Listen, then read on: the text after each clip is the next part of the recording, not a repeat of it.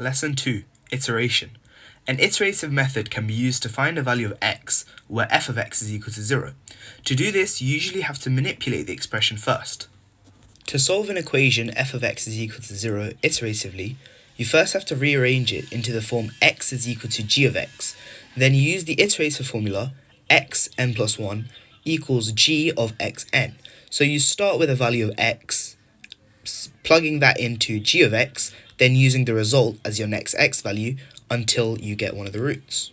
Some iterations will converge to a root in two different ways.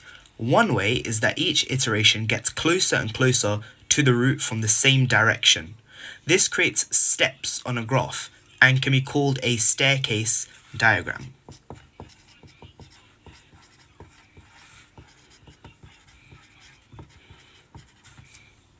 If, for example, you have the function f of x is equal to x squared minus x minus 1, if you make this equal to 0, x squared minus x minus 1 is equal to 0, you can get x squared is equal to x plus 1, so x is equal to the square root of x plus 1.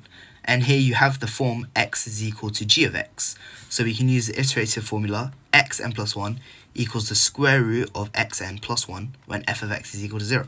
Let's let x0 equals 0.5. We start from our first value x0.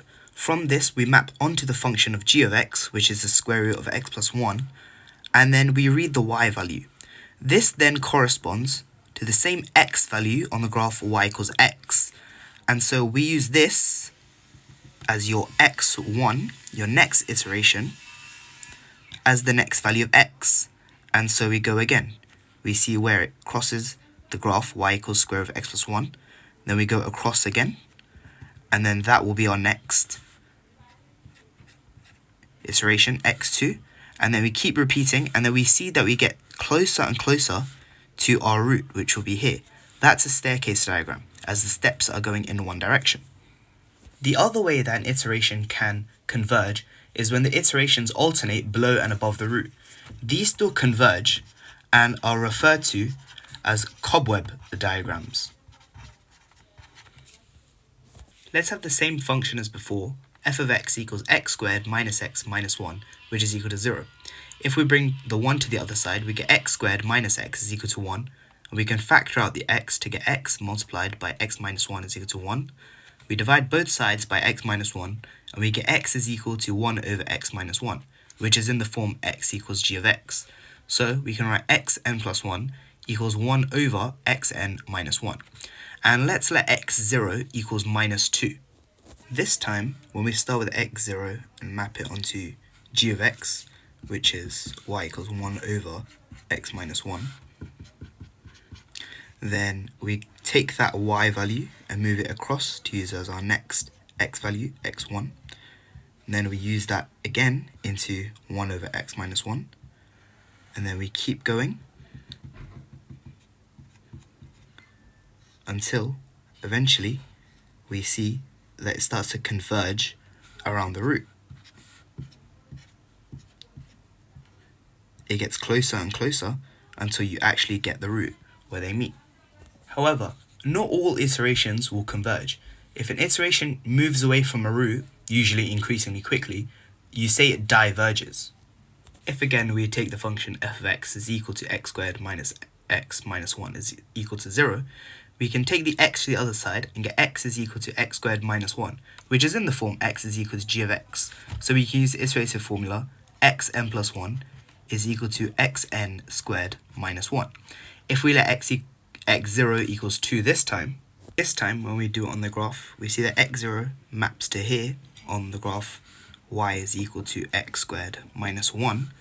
And when we use our next x value, x1, we see that it's actually getting closer away, it's getting further away from the root.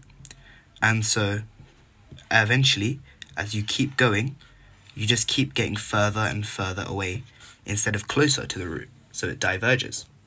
Let's do one actual example. We're given the function f of x is equal to x squared minus 4x plus 1. Part A, show that f of x is equal to 0 can be written as x is equal to 4 minus 1 over x, where x is not equal to 0. And then, given that f of x has a root alpha, where 3 is less than alpha, which is less than 4, Part B, use the iterative formula xn plus 1 is equal to 4 minus 1 over xn to find x1, x2, and x3 using x0 is equal to 3. For part A, we have x squared minus 4x plus 1 is equal to 0. So x squared is equal to 4x minus 1. Now, if we divide everything by x, we get x is equal to 4 minus 1 over x. And because we're dividing by 0, x cannot be equal.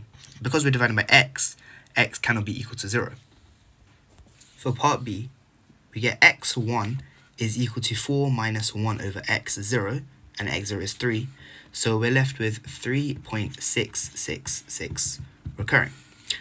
x2 is equal to 4 minus 1 over x1, which is this, which gives you 3.7272 recurring. And then x3 is equal to 4 minus 1 over x2, which is this, which gives you 3.73170, and so on and so forth. And that's about it.